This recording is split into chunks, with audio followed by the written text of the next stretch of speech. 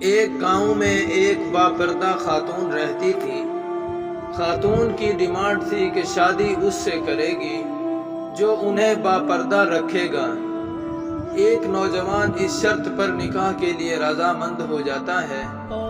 دونوں کی شادی ہو جاتی ہے۔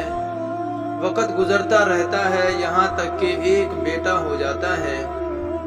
ایک دن شوہر کہتا ہے کہ میں سارا دن کھیتوں میں کام کرتا ہوں، کھانے کے لیے مجھے گھر آنا پڑتا ہے جس سے وقت کا ضیاع ہوتا ہے، تم مجھے کھانا کھیتوں میں پہنچا دیا کرو۔ بیوی راضی ہو جاتی ہے۔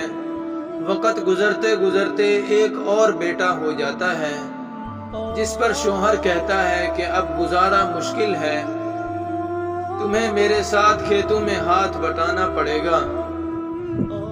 یوں وہ باپردگی سے نیم پردے تک پہنچ جاتی ہیں اور تیسرے بیٹے کی پیدائش پر اس کا شوہر مکمل بے پردگی تک لے آتا ہے۔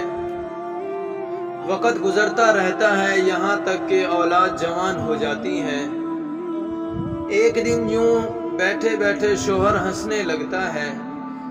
بیوی سبب پوچھتی ہے تو کہتا ہے کہ بڑا تو پردہ کرتی تھی، آخرکار تیرا پردہ ختم ہو گیا۔ کیا فرق پڑا پردے اور بے پردگی کا؟ زندگی تو اب بھی ویسے ہی گزر رہی ہے۔ وہ بولتی ہے کہ تم ساتھ والے کمرے میں چھپ جاؤ، میں تمہیں پردے اور بے پردگی کا فرق سمجھاتی ہوں۔ شوہر کمرے میں چھپ جاتا ہے۔ عورت اپنے بال بکھیر کر رونا پیٹنا شروع کر دیتی ہے۔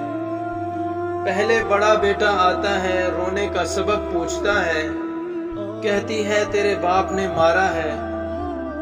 بڑا بیٹا ماں کو سمجھاتا ہے کہ اگر مارا ہے تو کوئی بات نہیں، وہ آپ سے محبت بھی تو کرتے ہیں، آپ کا خیال بھی تو رکھتے ہیں۔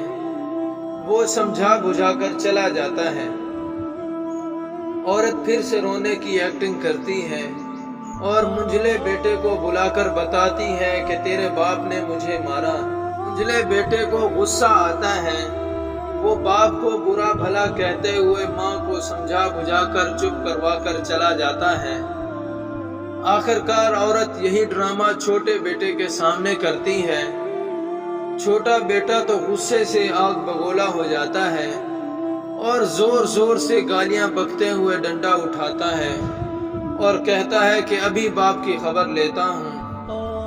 پھر عورت شوہر کو بلا کر بولتی ہے کہ پہلا میرے پردے کے وقت پیدا ہوا تو اس نے تیرا پردہ رکھا، دوسرا نیم پردے کے زمانے میں پیدا ہوا تو تیری آدھی لاج رکھ لی، جبکہ تیسرا جو مکمل بے پردگی کے زمانے میں ہوا تو وہ مکمل طور پر تیرا عزت کا پردہ اتارنے گیا ہے۔ حاصل کلام، پردہ عورت کا فطری تقاضا ہے جو خالق مرد وزن کی طرف سے قاعدہ بھی ہے۔